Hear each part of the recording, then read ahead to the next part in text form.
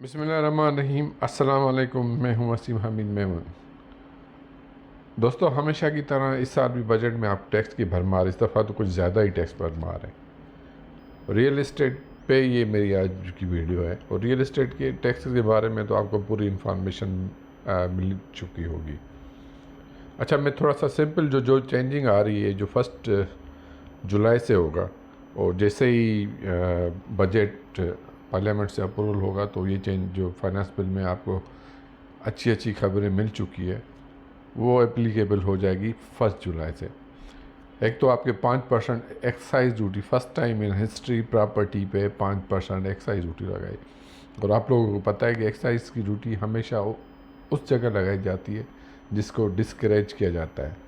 जैसे वाइन पे लगाए जाते हैं ताकि रेट बढ़े, इस तरह से सिगरेट पे लगाया जाता है। अब जो है प्रॉपर्टी पे भी लगाया गया है। तो रियल इस्टेट बकौल इनके शायद ये भी एक नशा है, लोग इसमें से करोड़ों पे कमा रहे हैं।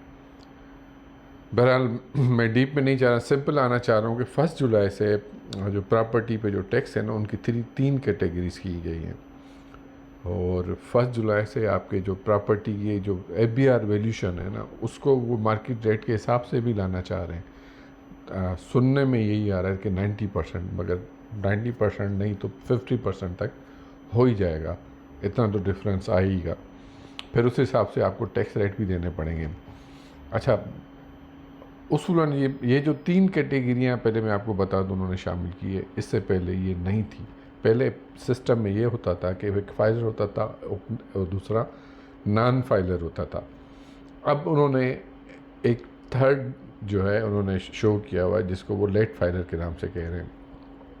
ठीक है, अब प्रॉपर्टी पे जो आप लोग टैक्स देंगे वो 3 कैटेगरीज के हिसाब से आपको देना पड़ेगा।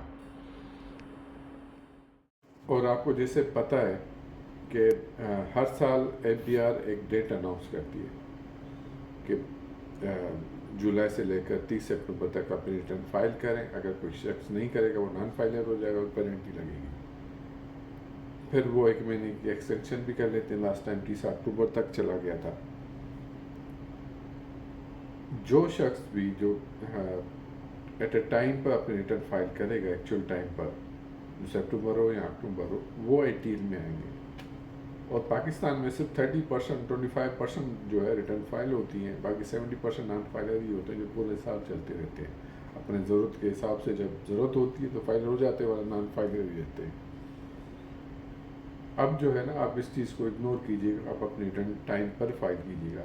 और हालांकि ये एप्लीकेबल 2025 में होना चाहिए, ताकि लोगों को पता होना चाहिए ताकि यार अब अगर हम रिटर्न टाइम पे नहीं फाइल करेंगे तो 1 जुलाई 2025 हमारी प्रॉपर्टी अब लेने जाएंगे या बेचने जाएंगे तो टैक्स जो है बहुत ज़्यादा लगेंगे।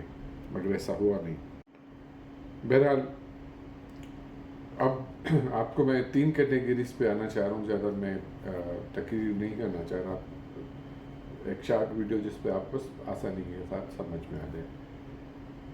अब 1 जुलाई से अगर कोई भी आदमी जो नॉन फाइलर है और अपने रिटर्न फाइल करके फाइलर होकर जो पहले जो रेट लगते थे, अब वो रेट नहीं लगेंगे। अगर फाइलर होने के बाद भी उसको जो है लेट फाइलिंग वाले अब टैक्स देने पड़ेंगे 1 जुलाई से। इससे पहले ये चीज़ नहीं थी। अच्छा, अब उन्होंने जो ATL, लेट फाइलर और नॉन ATL की लिस्टें जो है उन्होंने 3 जो है डिफरेंस किए हुए। सिर्फ इतना ही नहीं बल्कि आपके टैक्स रेट भी बढ़ाएं। आपको पता है पहले 2 कैटेगरी 3% होते थे, 11% होते थे। अब जो चाहे आप जो फाइलर होता था, जो भी होता था, तो वो फ्लैट रेट ही होते थे। अगर 100 मिलियन लो या 200 मिलियन हो तो रेट एक ही 3% ही फाइलर के लिए होता था। अब उन्होंने जो 50 लाख तक की अगर कोई भी प्रॉपर्टी अपनी सेल करेगा तो 3% होगा। अब सेल में जो है आपको पता है 236C और 236K, दो टैक्स लगे जाते हैं। परचेज करने जाएंगे आप 236K देंगे, सेल करने जाएंगे 236C भी देंगे। अच्छा, 50 तक जो है 3% है फाइलर के लिए। और जो लेट फाइलिंग है, जो अपने रिटर्न फाइल करके फाइलर के नाम में आना चाह रहे हैं, उसको लेट फाइलर कहा जाएगा, वो 6% देगा। और जो नॉन फाइलर वो 10% देगा। अब वो 4% बचाने के लिए फाइलर होता है या नहीं होता, ये अलग मैटर है। इस तरीके से 50 मिलियन तक, 50 मिलियन से 100 मिलियन तक कोई प्रॉपर्टी परचेज करेगा तो 3.5% देगा, जो लेट फाइलर है 7% देंगे, और जो नॉन फाइलर है वो 10% देंगे। अच्छा, प्रॉपर्टी जो है सेल में जो है वो टैक्स रेट नॉन फाइलर के जो है एक ही है, 10% ही है, और जो फाइलर है उसके 6% जो 3%, 3.5% और 4%, जो 100 मिलियन से ज़्यादा जायद की प्रॉपर्टी होगी उस पर जो है आपको 4% एडवांस टैक्स देना पड़ेगा, और लेट फाइलिंग 8% है, और नॉन एक्टिव की जो है वो 10% है। याद रखिएगा, आइंदा अपनी रिटर्न जो है ना वो टाइम पे फाइल किया करें।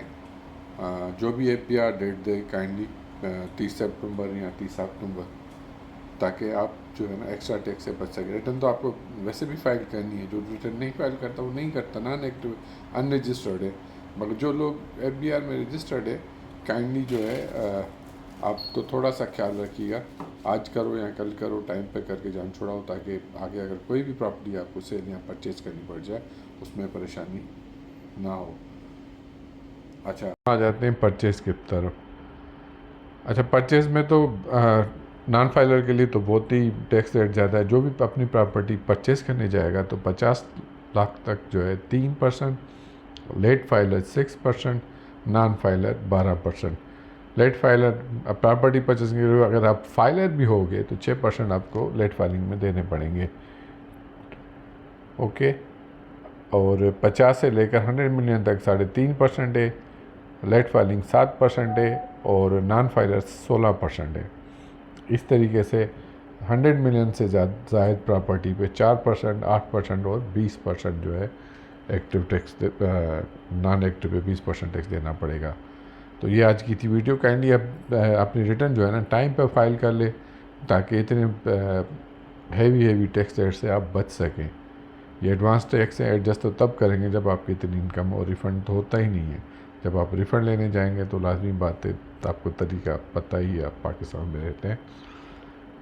अल्लाह हाफिज़।